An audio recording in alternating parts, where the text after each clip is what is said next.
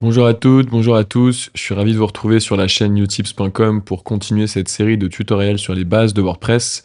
Et aujourd'hui, on va voir un sujet qui est souvent mal compris, la différence entre une page et un article.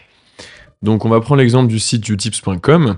Qu'est-ce qu'une page? Une page, c'est un endroit où vous allez afficher du contenu qui va être a priori plutôt permanent, c'est-à-dire statique. Donc là, typiquement, la page la plus connue sur un site internet, c'est la page d'accueil, qui va présenter ce que vous faites, votre activité. Donc ça va être souvent un peu un aperçu de ce qu'il y a sur le reste de votre site. Une autre page très connue qui est a priori présente sur tous les sites internet, ça peut être la page contact. Voilà, donc vous avez souvent un petit formulaire de contact pour contacter la personne qui est propriétaire du site. Ou bien vous avez très souvent une page à propos qui donne des informations sur qui sommes-nous, l'historique, les valeurs éventuellement, etc. Donc vous voyez que l'historique et les valeurs, c'est pas quelque chose qui va a priori bouger très souvent.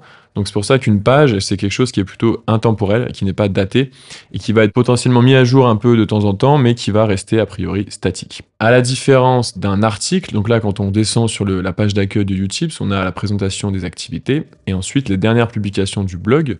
Donc les articles sont bien souvent des articles de blog, des chroniques, des actualités, des tutos, etc. qui sont publiés régulièrement et qui sont classés la plupart du temps par ordre chronologique, donc les plus récents sont affichés en dernier, comme ici. Et quand on rentre dans un article, on va voir que c'est conçu différemment d'une page.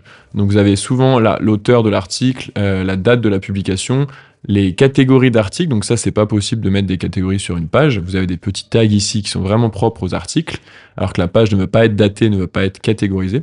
Et ensuite vous avez le contenu de votre article qui va se dérouler sur votre site, avec à la fin éventuellement des liens vers d'autres articles similaires, etc. ou des commentaires qui vont être publiés sous l'article.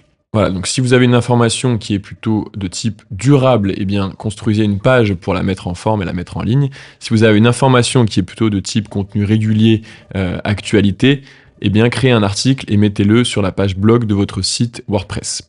À savoir également que les pages vont pouvoir être classées dans le menu avec des pages parents et des pages enfants. Vous avez vu que ici Astuces est la page parente de Astuces Apple, Astuces Final Cut, Logic et WordPress, tandis que les articles sont plutôt classés par tag, par catégorie, et on va pouvoir les retrouver. Par exemple, si je clique ici sur la catégorie WordPress, il va m'afficher normalement la totalité des articles qui sont en lien avec ce thème. Donc vous avez vu ici sur le blog qu'il y en a déjà pas mal. Voilà, donc c'était une information assez rapide que je voulais vous communiquer. Normalement, c'est assez clair. N'hésitez pas à poser des questions dans les commentaires si vous avez encore des choses qui ne le sont pas.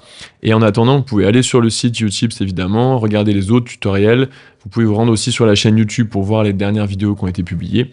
Et on se retrouve la semaine prochaine pour une autre vidéo sur les bases de WordPress. À tout bientôt.